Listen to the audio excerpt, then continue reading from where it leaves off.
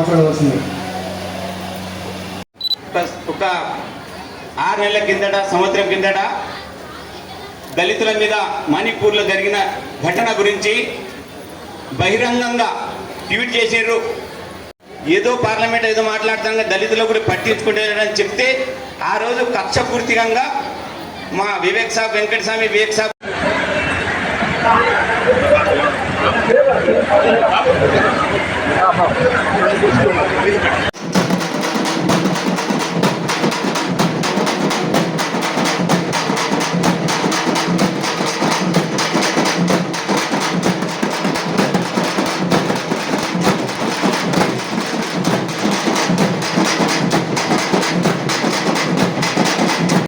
ఏమి పొందైందా?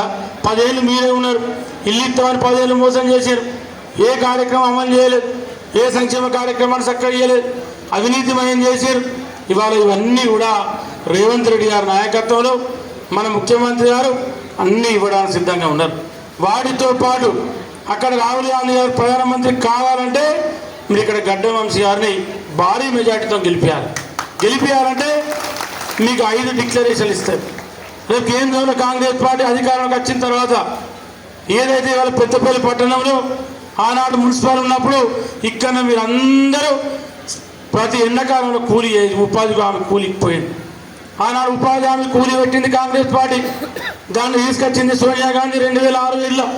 ఇవాళ మళ్ళీ ఉపాధి హామీ కూలీ పథకాన్ని పట్టణాలల్లో మున్సిపాలల్లో కార్పొరేషన్లలో నగర పంచాయతీలలో పెడతామని చెప్పి మేనిఫెస్టో పెట్టి 100 పని దినాలను 200 పని దినాలు కల్పించి మినిమం కూలీ 400 రూపాయలు ఇస్తామని చెప్పి సోనియా గాంధీ గారు మాట వేయడం జరిగింది.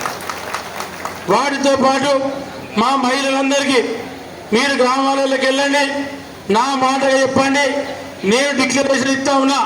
ఏదైతే ఆనాడు నరేంద్ర మోడీ బీజేపీ ప్రభుత్వం జన్ధన్ ఖాతాల 0 అకౌంట్ 15 లక్షల రూపాయలు ఇస్తామని చెప్పారు.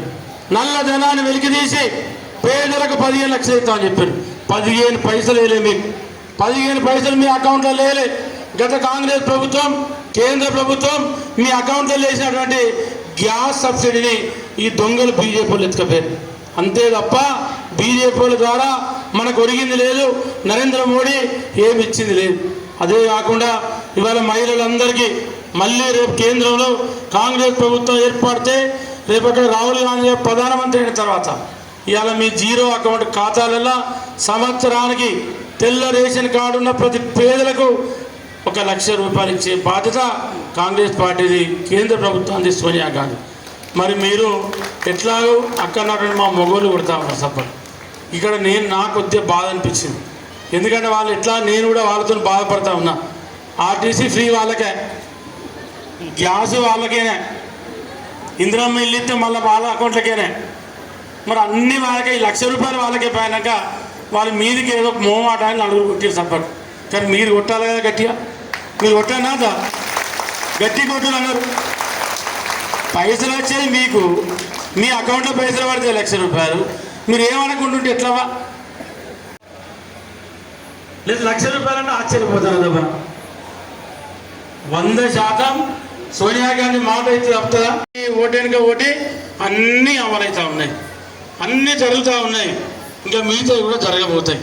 వీటితో పాటు ఆరోగ్య బీమా కింద మనం అంతా మాదిగోళ్ళ మీద కొట్టుకుని లేకపోతే కొట్టుకుని ఓకే అందరూ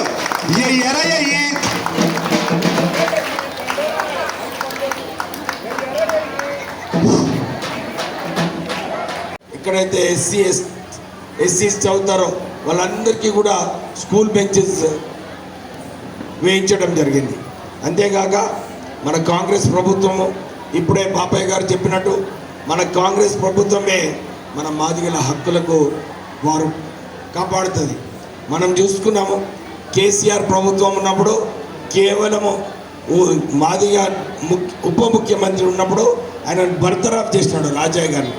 అలాగే శ్రీహరి గారిని కూడా కొద్ది రోజుల్లో పెట్టుకొని ఆయనను కూడా బర్తరాఫ్ చేయడం జరిగింది. మరి మొన్న క్యాబినెట్లో ఒక్క బాధగా కూడా లేదు. కానీ రేవంత్ రెడ్డి గారు ఈ మొన్న మీరందరూ కూడా గెలిపించిన ఎమ్మెల్యేస్తో 3 క్యాబినెట్ ర్యాంక్లో ఉన్న వ్యక్తులలో మాదిగ సమాజం నుంచి ఇప్పించడం జరిగింది. అదొక మంచి విషయము. మీరందరూ కూడా చప్పట్లు కొట్టాలి దానికోసం. ఇంకొక విషయం, వారు ఇప్పుడే చెప్పినట్టు నేను మీకు విశ్వాసం ఇప్పిస్తున్నాను. ఈ వచ్చే రాజ్యసభ ఇంకా ఎమ్మెల్సీ పదవులలో డెఫినెట్లీ ఒక మాదిగ సమాజానికి చెందిన వారిని టికెట్ ఇప్పించే బాధ్యత నాదని చెప్పి సభాముఖంగా మీ అందరికీ కూడా మాట్లాడుతుంది. నేను ఎప్పుడు కూడా మా నాన్నగారు కాకా వెంకటస్వామి గారు ఆ రోజుల నుంచి కూడా సమానంగా అన్ని కులాలకు సమానంగా పనిచేస్తూ ఎవరికి కూడా నష్టం లేకుండా పనిచేసిన వ్యక్తి కాకా వెంకటస్వామి గారు. నేను కూడా ఎంపీగా ఉన్నప్పుడు మీరందరూ నన్ను గెలిపించిన తర్వాత నేను కూడా అదే బాటలో నడిచి మీ అందరికీ కూడా సరైన జస్టిస్ చేయడానికి నేను ఎప్పుడు కూడా పనిచేస్తున్నాను. మీ అందరికీ మొన్న అందరూ మన సోదరులు వచ్చినప్పుడు నేను ఇదే చెప్పినాను. నా ప్రాంతంలో ఒక లెదర్ ఇన్స్టిట్యూట్ ఉంది. దాంట్లో ఇమ్మీడియట్లీ 10 లక్షల రూపాయలు ఇచ్చి 15,000 ఉద్యోగాలు కల్పించడానికి మన మాదిగ సోదరులకు తొందరగా చేపిస్తానని చెప్పి వారందరికీ కూడా మాట ఇవ్వడం జరిగింది. వాళ్ళకు ఎప్పుడు కొడతారు తెలుసా? 1,00,000 రూపాయలు అకౌంట్లో వచ్చినప్పుడే కొడతారు కాదమ్మా. అదే 1,00,000 రూపాయలు అంటేనే కొడుతున్నారు. ఉద్యోగం అంటే కొడుతున్నారు కానీ 1,00,000 రూపాయలు అంటే కొడుతున్నారు.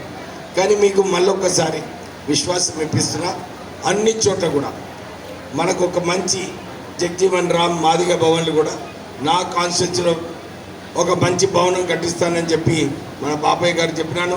పెద్దపల్లిలో కూడా ఒక మంచి భవనం ప్రభుత్వ స్థలాల్లో ఒక ఐడెంటిఫై చేసి ఇప్పుడే విజయ రమణారావు గారు చెప్పినారు, సార్ మీ కొడుకు గెలిచిన తర్వాత మనమిద్దరం కలిసి